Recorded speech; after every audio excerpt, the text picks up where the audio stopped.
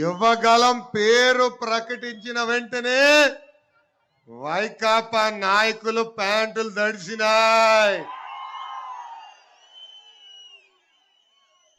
10 మంది మంత్రులు నా పైన దాడి చేశారు.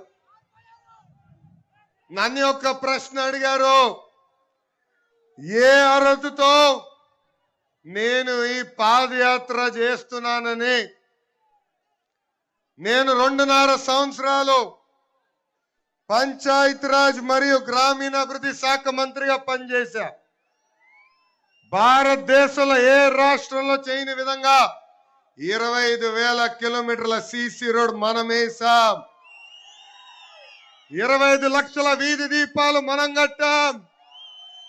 25,000 కోట్ల రూపాయల వ్యయంతో పేద ప్రజలకి ఇంటింటికి నీటి కుళాయి ఇచ్చేదాన్ని కూడా మనం ఫండ్స్ కేటాయించాం.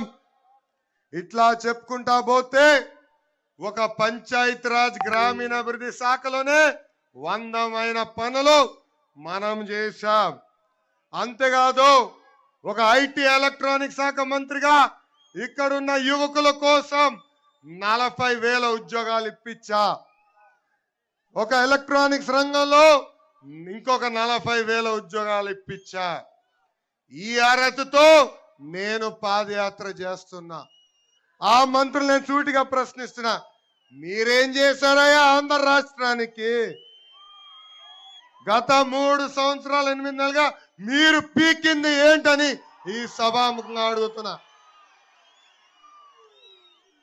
వీధుల పైన డాన్సులు వేస్తే పరిశ్రమలు రాదండి. కెసినోలు పెట్టి నడిపిస్తే పరిశ్రమలు రావని ఈ సభాముఖంగా ఆ ప్రశ్నలు అడిగిన మంత్రికి నేను జవాబు చెప్తున్నా. అయ్యా